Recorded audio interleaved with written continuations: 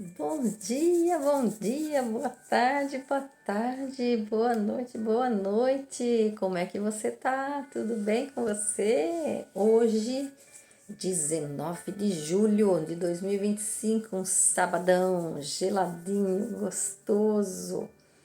Que Deus preparou para nós. E olha, gente, hoje Provérbios tá de arrepiar.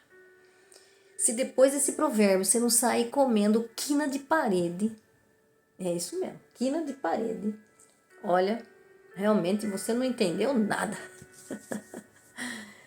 Tá muito bom e não vamos perder tempo. Nós estamos no capítulo 27 e hoje o versículo é 13. Mas antes disso, não deixe de agradecer ao Senhor. Agradeça a Deus por essa vida maravilhosa que Ele te deu, por esse sábado maravilhoso que Ele te deu. É o único dia que você tem. O ontem já passou. Olha, o ontem era hoje, já ficou ontem. E o amanhã, que era amanhã, já é hoje. Então, vamos lá, fazer o que tem que ser feito. Agradeça a Deus por esse dia maravilhoso que Ele nos deu. E vamos lá então para Provérbios, capítulo 13, capítulo 27, versículo 13. Tome a roupa de quem se tornou fiador de um desconhecido e ficou empenhado com um estrangeiro. Gente, esse versículo é maravilhoso. Olha só. Tome a roupa de quem se tornou fiador de um desconhecido e ficou empenhado com um estrangeiro. Gente, esse provérbio ele já tem vários outros falando as mesmas coisas. Eles estão nos alertando aqui.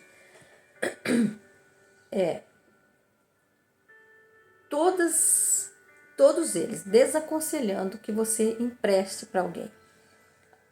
Para que você, de repente, possa estar entrando numa ruína financeira. E nos adverte que quem age assim, sendo fiador, ou até mesmo fazendo empréstimo no seu nome para outros, está assumindo o risco tolos e deve ser tratado com cautela. E eu tenho um exemplo aqui muito claro. Eu trabalhei muitos anos em banco e sei como é que funciona isso.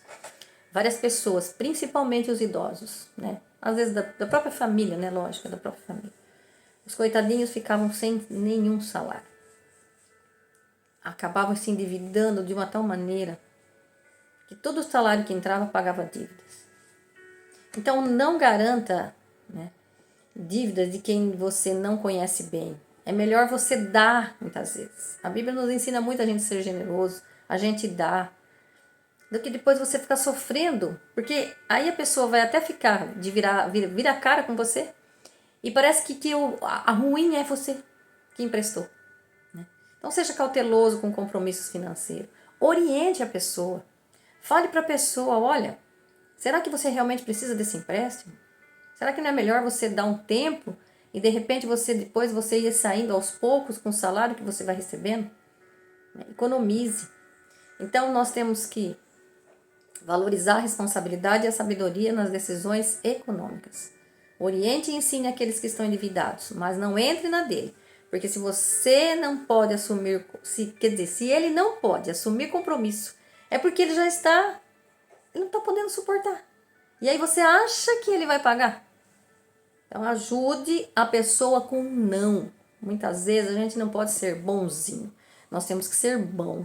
E muitas vezes ser bom é falar não. Porque você vai estar ajudando a pessoa e evitando que ele seja ainda mais prejudicado. Não temos que falar sim para tudo. Nós temos que falar não sim, para que a gente possa ajudar. O sim, muitas vezes, você está colocando a pessoa mais ainda no buraco, mais ainda fazendo com que ela tenha menos, cada vez menos. Então, seja ousado, fale não, oriente, ensine a pessoa a administrar melhor suas finanças. Versículo 14. Acordar o vizinho, olha isso, hein? Acordar o vizinho para lhe dizer bom dia é o mesmo que amaldiçoá-lo. Gente, aqui nós temos duas reflexões. E dá para você tirar bem as duas reflexões. A primeira é aquele que dorme até mais tarde, né? Não quer ser importunado. Logo cedo, né? Imagina. Porque mesmo que você lhe deseje bênçãos, ele é tão preguiçoso, né? que vai receber essa bênção como uma ofensa, que você está acordando ele na melhor hora que ele quer, né, que ele está dormindo. Então, ao invés dele acordar e agradecer e vai romper na vida, né, lá como a gente fala, vê lá no Provérbio 6:6, não, ele prefere ficar ali dormindo e ainda te amaldiçoando porque você está acordando ele cedo. E a segunda reflexão é o provérbio nos advertindo para a hipocrisia, para o exagero, a falta de sensibilidade, né, ao lidar com o outro. Veja, saudar em voz alta e ainda cedinho pode indicar o quê? Uma falsidade, né? Querendo se aparecer ao invés de ser visto como um gesto de amizade, né? Será visto como um indesejável ou até mesmo mal intencionado, né? E aí ele pode ter essa visão também, né? Que você está fazendo alguma coisa exagerado para que todo mundo veja em voz alta, né? Mas assim, sabe aquele tipo de brincadeirinha que nós já vimos lá em outros provérbios? E você fala, né? Aqui tudo bem, tá falando que tá desejando uma bênção, né? Um bom dia, né? Uma bênção mesmo para a pessoa. Mas em outros provérbios fala se você for falar coisas para a pessoa e depois você fala assim, é mentirinha, né? Então isso também é uma coisa que é ruim. Mas aqui, resumindo então, os dois casos. Primeiro, você não nasceu para ficar dormindo e não fazendo o que precisa ser feito. Ou seja, você é filho de Deus. E Deus não vai fazer aquilo que é a sua parte. Não adianta ficar sentado na frente da televisão, vendo coisas que não vão te edificar, transformar num reinante. Né? Em Oséias 4:6 diz assim, ó, o meu povo perece por falta de conhecimento.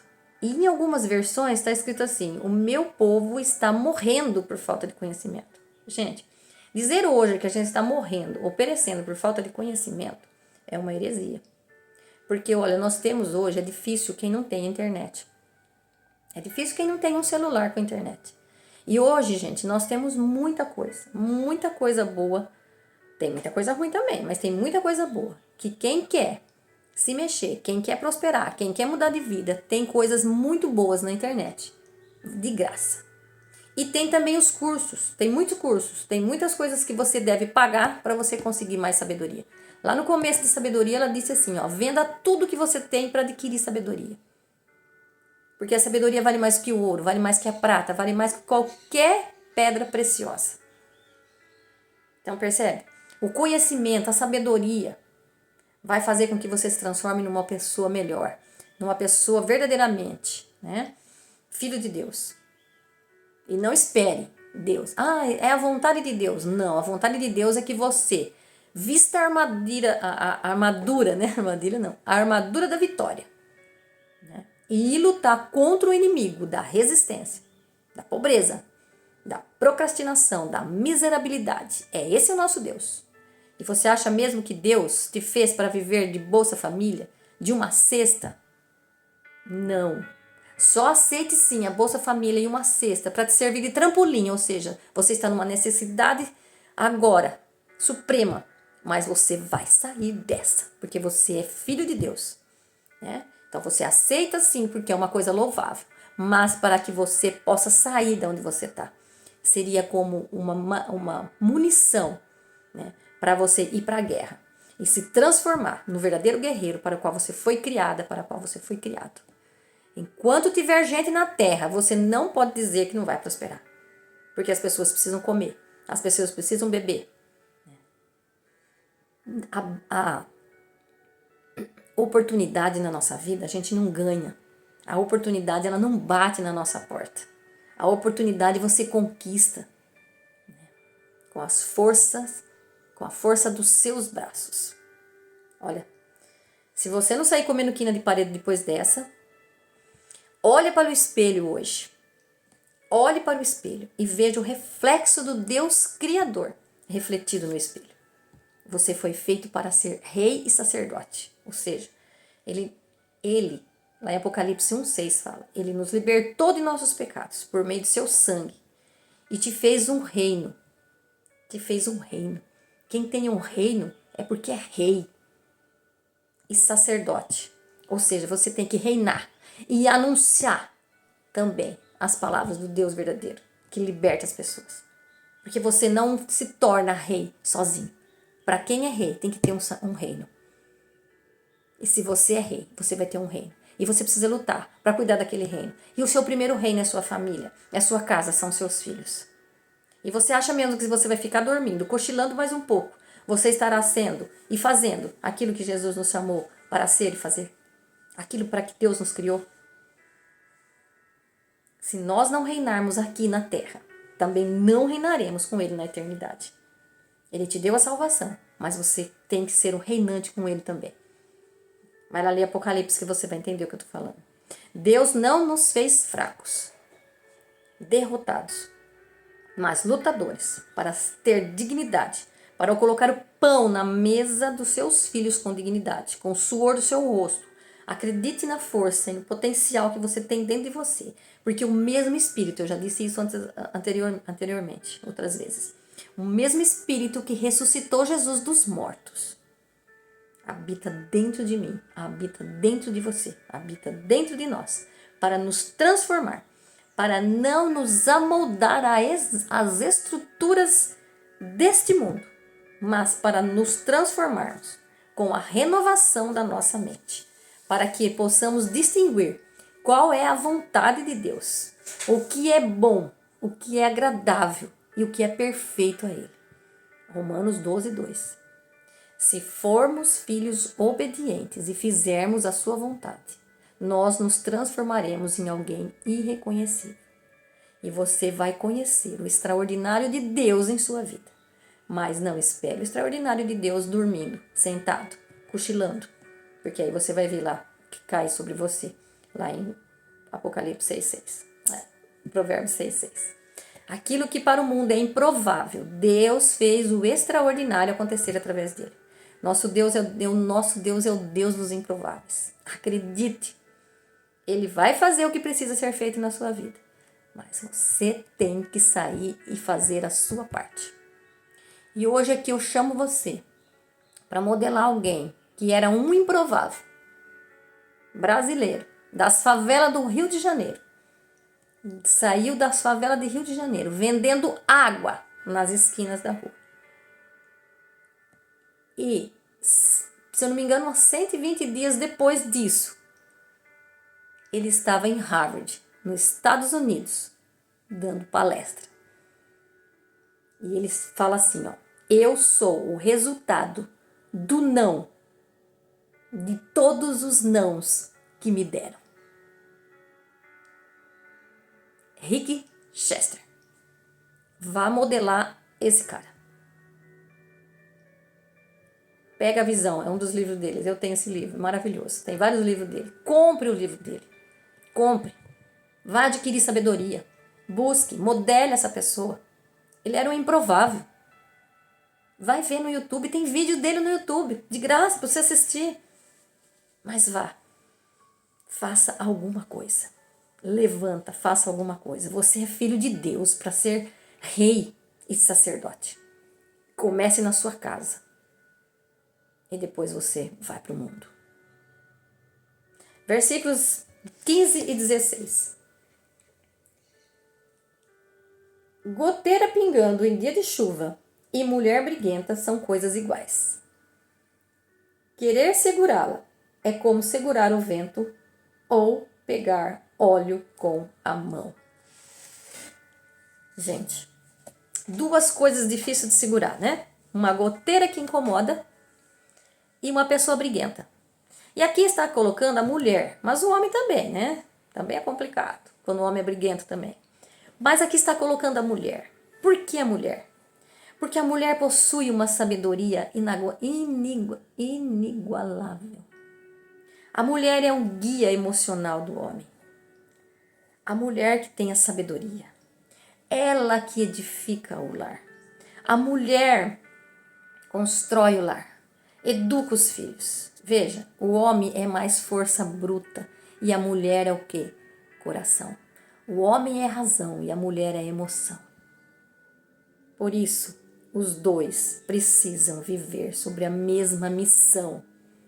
Muitas brigas e separações podem ser evitadas quando os dois aprendem juntos a estar sobre uma mesma missão. O homem como cabeça, que não deixa nada faltar na casa, materialmente falando, e a mulher em organizar, cuidar dos filhos, na educação, com amor, com carinho, em organizar, né? Então, isso é coisa de mulher, de sensibilidade da mulher. Porém, aqui não significa que a mulher deve ser uma serviçal do esposo, né? Pelo contrário, hoje sabemos que a mulher ela tem dupla jornada, né? Então, o amor não é um sentimento, o amor é demonstrado com atitudes. Homens, ajudem suas esposas. Amor e renúncia. O amor é renunciar. Não é querer, né? Querer ser mais que o outro. Não. Em Coríntios 13, você vai ver como é o verdadeiro amor. Como é o verdadeiro amor. Amor é renúncia. Né? É um querendo ajudar o outro. Nenhum estando superior ao outro, mas querendo ajudar. Pais, seja pais, né? Homem, seja pais responsável. Querendo levar uma vida de... Então, muitas vezes, os homens casados querem levar uma vida de solteiro, né? Veja, o relacionamento ele precisa de renúncia. Para viver bem, precisa de muita renúncia. Você precisa renunciar àquilo que você muitas vezes mais gosta. Para quê? Porque você fez um juramento e você fez uma aliança. Uma aliança. O casal faz uma aliança. E essa aliança é para viver em dois. Não se faz uma aliança sozinho. Deus fez muita aliança com seu povo e faz conosco até hoje. Aliança. De sermos seus verdadeiros filhos. E Ele quer que essa aliança seja representada também pelo casal. Porque na Bíblia está que o homem deixará pai e mãe e se unirá à sua esposa. E os dois não serão mais dois, serão uma só carne. E eu aqui oriento mais uma vez. Leia aquele livro, As 5 Linguagens do Amor. E você vai ver em qual dessas 5 linguagens você se encaixa. Maridos e esposa. O esposo não é como a esposa.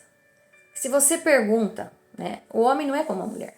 Se você pergunta para o homem assim, o que você tem? Tá tudo bem? Ele fala assim, tá tudo bem. Tá tudo bem, tá tudo bem. É ponto.